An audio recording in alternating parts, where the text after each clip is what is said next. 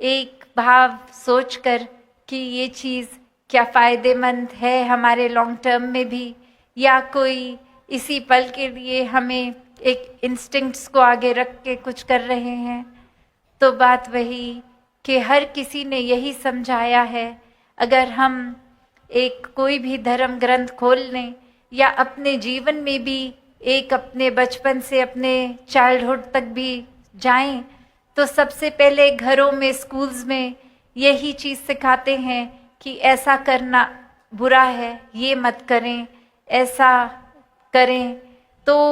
बात वही कि सभी ने पहले क्या नहीं करना ये समझाया, और फिर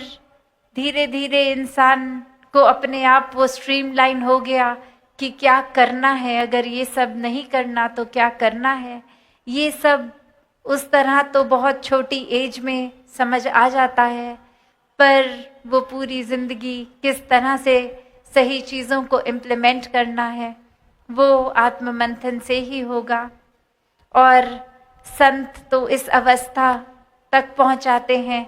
जो अच्छाई और बुराई से ऊपर की अवस्था हो गई, कि जहाँ एक डूअर ही, एक कर्म अगर हम सोच रहे हैं कि हम कर रहे हैं, तो फिर तो हम अपनी नीयत के हिसाब से कर लेते हैं कि आज दिमाग में, मन में चतुराई है, आज अपना फ़ायदा निकालना है, तो फिर कुछ एक किसी की तारीफ लेनी है तो फिर ऐसे ही कर दिया कि देखो 10 लोग देख रहे हैं, अब मैं ये कोई अच्छा काम करके सबकी नज़र में कितना उठ जाऊंगा। तो अब ये ऐसे करके, और ये भाव आ गए डूअरशिप के कि कैसे हम ही करता धरता हैं, कितना फ़ायदा कर रहे हैं हर एक का। और वहीं दूसरी तरफ भी अगर ये बात आ गई कि अब हम चाहे मन में तो ये बात रख रहे हैं कि हमारी तारीफ हो, फिर भी एक सिर्फ बोलने के लिए एक भाषा में उस तरह से डालकर ही बोल दिया कि नहीं नहीं, हम तो कुछ नहीं करते, सब परमात्मा ही कर रहा है। पर भाव मन में यही है कि जैसे ही ये कर्म है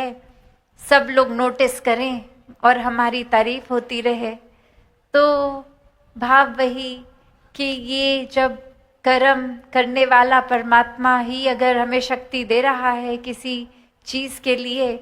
तो भाव वाकई ही मन से वो होने चाहिए, सिर्फ बोलने के लिए नहीं। पर असल में भी परमात्मा को ही जब डूअर मान लेंगे हर चीज़ का, तो फिर ये कर्मों के बंधनों से भी मुक्त हैं। फिर ये भाव परमात्मा के एहसास में है तो एक्शंस अपने आप ही पॉजिटिव होते जाएंगे, क्योंकि वो रियलाइजेशन हर मिनट है, हर सेकंड है कि ये एहसास में बंधे हुए कि हम एक परमात्मा अंग संग है तो कुछ गलत हमने करना नहीं है। ये एहसास सिर्फ पॉजिटिविटी का ही रहता है। तो बात वही कि कैसे हमें ये फुल अपना पोटेंशियल हर कोई जो जी सकता है, वो शुरुआत इसी परमात्मा के दर्शन से, इस ब्रह्म ज्ञान से, और फिर इस ब्रह्म ज्ञान द्वारा ही हर पल जीवन में भक्ति का एहसास, एक हर चीज़ से प्रेम का एहसास। और ये प्रेम ही है जो कोई भी, हम अगर इतिहास हो या आज की बात हो, एक अगर कोर की बात करें कि जब परमात्मा ही प्रेम है, God is love and love is God, तो फिर ये प्रेम हर तरफ है। पर हम क्या उस प्रेम को पकड़ रहे हैं, या हम नफ़रतों को पकड़ रहे हैं, या हम और बुराइयों को पकड़ रहे हैं। तो बात वही कि अपने अंदर का ही ये लेंस, ये फिल्टर हमने खुद देखना है। यही आत्म मंथन है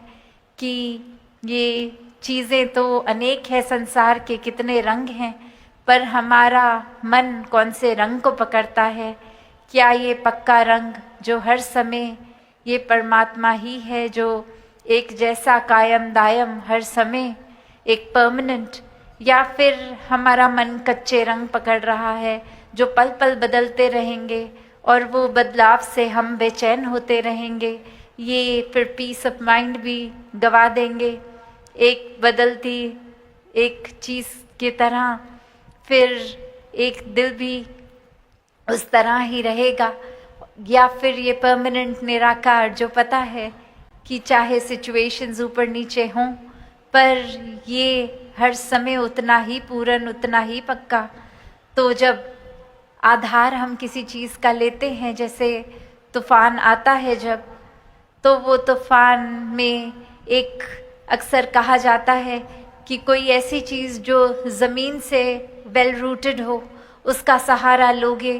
तो तूफान में एक प्रोटेक्टेड रहोगे, वरना जो हल्की चीज़ें हैं जिनकी जड़ें, जिनकी नींव मजबूत नहीं, वो उड़ जाती हैं।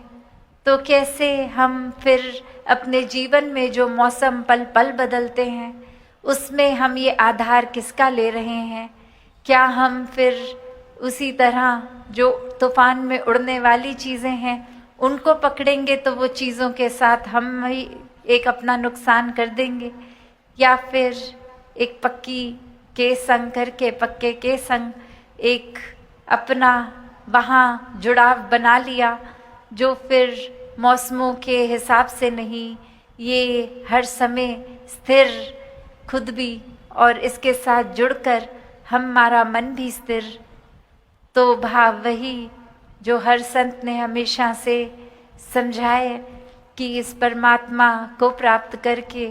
मन में हमेशा अपने मन का एक जैसा मौसम कर लें, वरना संसार के रंगों में रहेंगे तो पल पल मौसम बदलेंगे। तो यही भाव कि हर कोई अपना है, कोई बेगाना नहीं, एक दूसरे को एक मन से सत्कार देना है। हर किसी से बहुत कुछ है जो अच्छाइयाँ सीखी जा सकती हैं, पर अगर अपने मन में ही हम